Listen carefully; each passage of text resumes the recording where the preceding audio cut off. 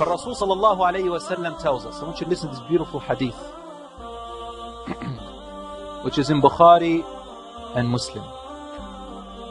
He said, كيف بكم? What will you do when? كيف بكم? What will you do when? Iraq.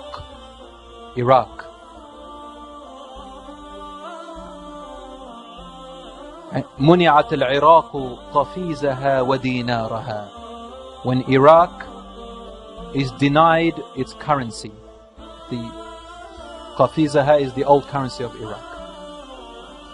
What will be your state and what will you do when Asham, when its currency is denied? And what will you do when Egypt, its currency will be denied? And you return to where you began in the first place. What does this mean? When Iraq is denied its currency, when a country falls, its currency falls as well, doesn't it? And you no longer deal with its currency. Another currency replaces it. Rasul sallallahu alaihi wasallam, or the narrator of this hadith, the Rasul sallallahu alaihi wasallam was asked, how will it fall? And he said, by foreign intervention. Foreign intervention. Al-Ajam. So Iraq's currency will fall by the invasion, and another currency will replace it. Then, after that, he placed it in sequence. Asham's currency will be denied. So Asham as a nation will fall.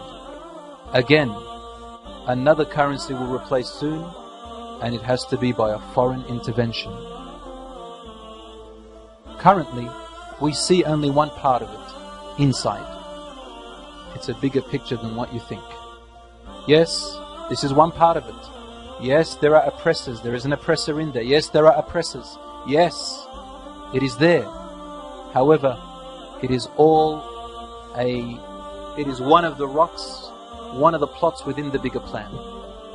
Then Rasul sallallahu alaihi wasallam said, after Asham, he mentioned Misr, Egypt. You think it's over for Egypt right now? According to this hadith, which is in Bukhari and Muslim, something else is coming up.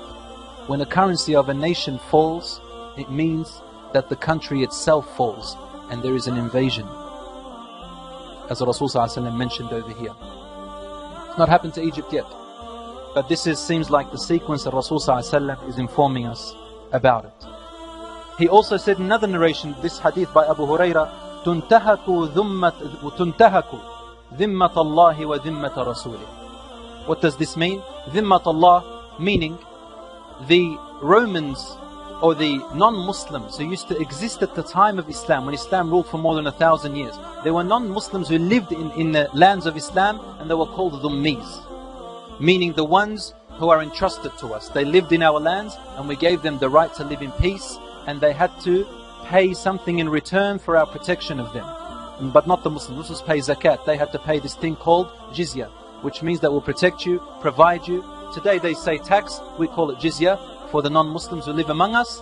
Only this is a type of agreement. When this, he said, the people who used to do this before, they will no longer do it anymore, meaning they will be overpowering you.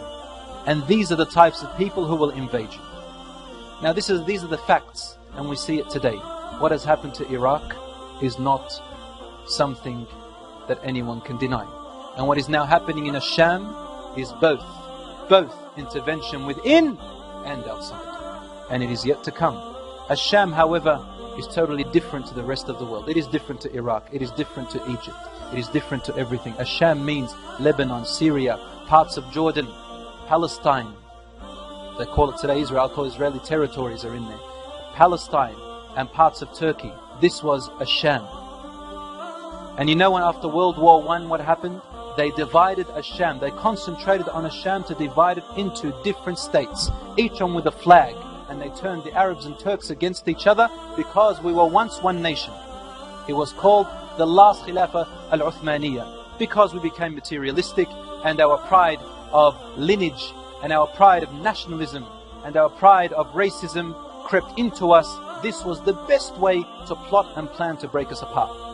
Until today, look at us in misery, فالرسول صلى الله عليه وسلم said, اتركوها فإنها منتنة. Leave it alone, for it is a stinking carcass. It cannot bring anything but misery, unhappiness and stench. This is what's happening to us today.